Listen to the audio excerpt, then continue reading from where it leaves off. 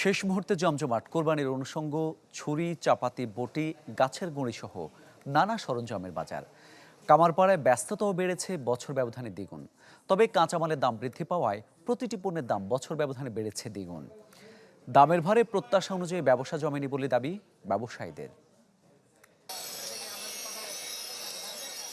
হাতুড়ির টুংটাং শব্দ আর গরম কয়লায় লোহা গুলিয়ে চাপাতি, ছুরি, বটি তৈরিতে রবিউলের কর্মযোগ্য বলে দেয় ব্যস্ততা বেড়েছে কারওয়ান বাজারের কামারপট্টিতে।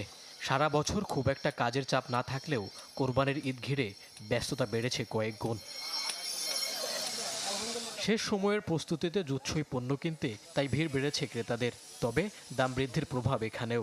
মূল কাঁচামাল লোহার দাম বেড়েছে গত বছরের তুলনায় দ্বিগুণ।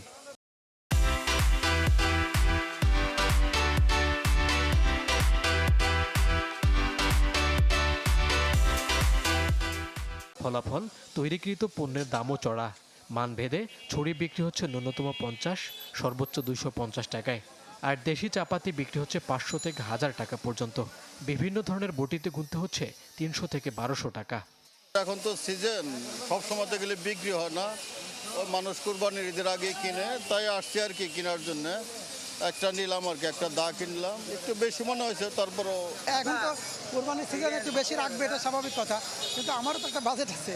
আমার বাজেটের মধ্যে হলে আমি কিনবো আর কি। মৌসুমি ব্যবসা হওয়ায় কোরবানির কয়েকদিন আগেই এই ব্যবসা জমে ওঠে। তবে সার্বিক পরিস্থিতি মিলিয়ে প্রত্যাশা মাফিক বাণিজ্য হবে না বলে শঙ্কা ব্যবসায়ীদের। আমাদের পরিশ্রমিক হিসাবে আমরা আসলে অত লাভবান না, কারণ যেহেতু লোহার দাম বেশি। যে কইলে আসলে মনে করেন 900 টাকা, এখন 1200 টাকা, 300 টাকা বাইরে গেছে। ঈদ হিসাবে 300 টাকা বাইরে গেছে। বাড়তি ভিড় গাছের গুঁড়ি আর হোগলা পাতার চাটাইয়ের দোকানগুলোতেও। মানভেদে এক একটি গাছের গুঁড়ির অংশ বিক্রি হচ্ছে 200 থেকে 1000 টাকা, আর চাটাইয়ের জন্য গুনতে হচ্ছে সর্বোচ্চ 300 টাকা পর্যন্ত। মইনুল হাসান, চ্যানেল 24, ঢাকা।